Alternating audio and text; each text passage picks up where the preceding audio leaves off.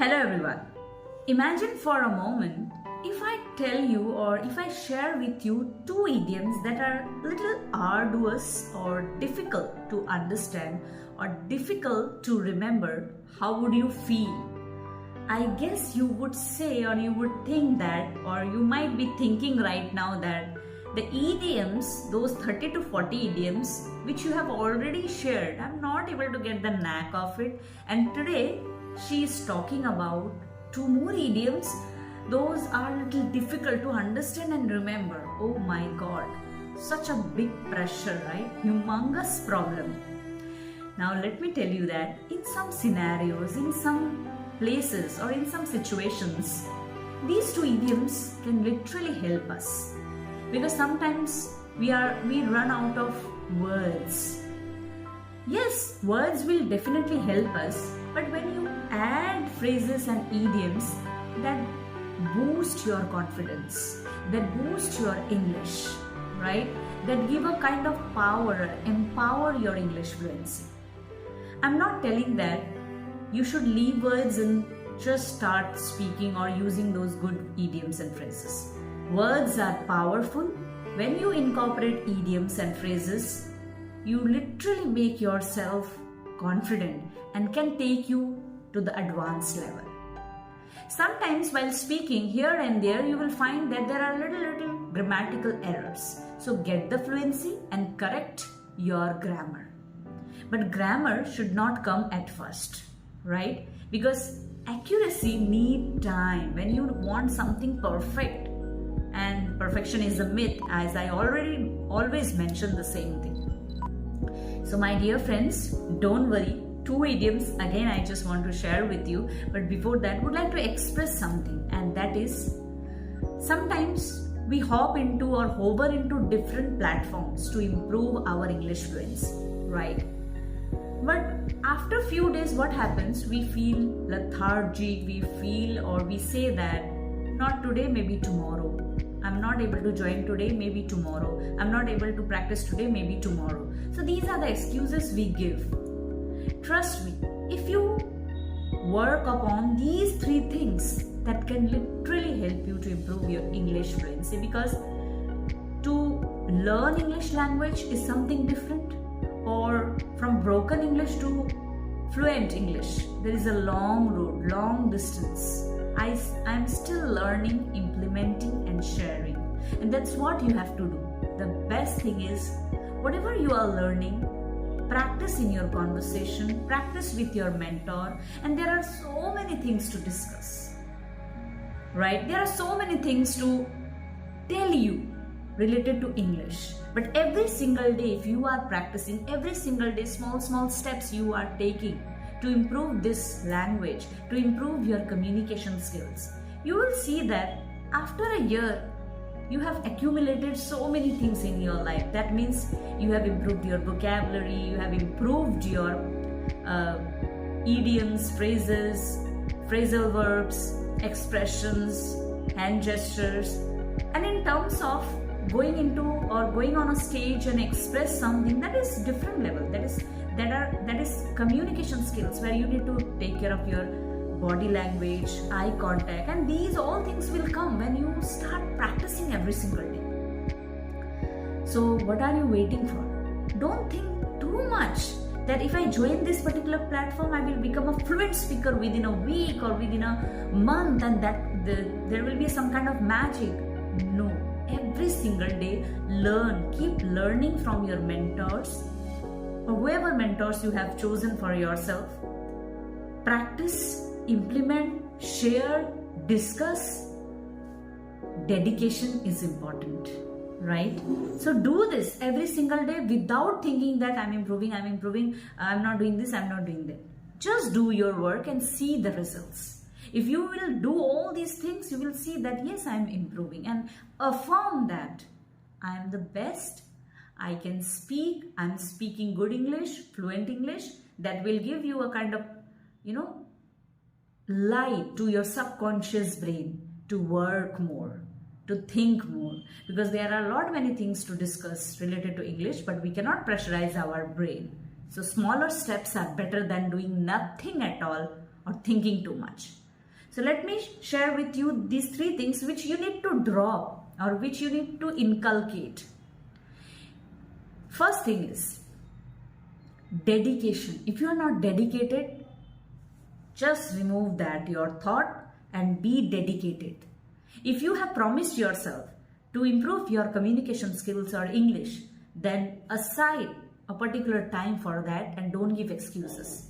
Practice every single day and then see the result. Number 2 is hard work. Don't think that your mentor will tell you everything and some kind of magic will happen. You need to put hard work also, effort, your effort.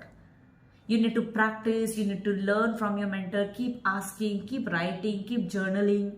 Small things and see the results. And another thing is consistency and never giving up attitude, because sometimes what happens, we always promise ourselves that today onwards I'm going to practice, today onwards I'm going to do something for myself to improve English, but after a few days we feel lethargic, we feel like giving up, we are being inconsistent for a few days. This happens and then again we want to restart. Restarting is something good, but thinking all these things that not today, maybe tomorrow, again restarting, again not doing, this is not good. Yeah, you are failing and restarting again and getting the result, learning, that is wonderful, right? So with this, all things, with all these suggestions, 2 idioms I would like to share. Number 1 is elephant in the room. Wow. Now can you imagine a big elephant in the room, inside your room, and you are not saying a single word, you are not discussing about that elephant, or you are not doing anything to take that elephant out of that particular room. And imagine if that particular room is so small, can that big elephant or baby elephant can fit, but that big elephant can fit in? So many questions will come. So the meaning of this particular idiom, the elephant in the room, is all about that there is a big problem, difficult situation, difficult topic, but no one has the courage to discuss. No one has that much of guts or courage to say that this is the issue, or they always avoid. Now let me share with you an example. That is, maybe you want to get a hike in your salary, and that is a big issue, but you don't have good communication skills, neither you have the courage to speak in front of your boss or in front of your management. So in that case, I can say that this particular issue that we all want raise in the salary, that is an elephant in the room, or there is an elephant in the room. So nobody is discussing. So in that particular meeting, this is the example. In today's meeting, there was an elephant, or you can say there is an elephant in the room, or there is a elephant, not a, it's an elephant in the room, but nobody is discussing. Why I'm saying that? Because whenever we use vowels A, E, I, O, U, we never use a, right? We always use an, A for an, with vowels. So you can simply say that we were in the meeting room and we know that there is an elephant in the room, but nobody was talking about. And the thing was, we all want raise in the salary. We want hike in the salary. Got it? Or maybe you can just change this sentence into a simple one or simpler one. For example, my mother, she cooked today something which was tasteless. And at that very moment, we know that this is a very big issue, and if I say this, something will happen. So that is a big elephant in the room right now. So although the dish was burned, but this is the big elephant in the room right now, we cannot discuss, we need to avoid this. So you can simply make this sentence this way. While having The lunch today in the afternoon, there was a big elephant in the room, and it was all about that the food was tasteless and we were not able to express something specifically to my mom, right? So this was a big issue, a problem, and we were just avoiding because of the circumstances, because of the consequences that maybe my mom will say something. Why not? She's throughout the day, she's cooking, she is working, doing household chores, and if we say all these things to her, it will be disappointed. It will be disappointing, right? So be careful. So sometimes in our life, this particular thing happens, right? Some situations, some circumstances, some kind of problems we face, or we know that this is a problem and we never discuss, right? Because we always think about the result, we always think about the consequences, and we always avoid. Although it can be a serious problem, still we avoid. So that is a big elephant in the room, but we don't discuss. We are avoiding because of the consequences, because of the results. The second idiom which I have chosen for you is, let me check, that is having a good head on your shoulders. Now, having a good head on your shoulders means what? Head on your shoulders? Good head.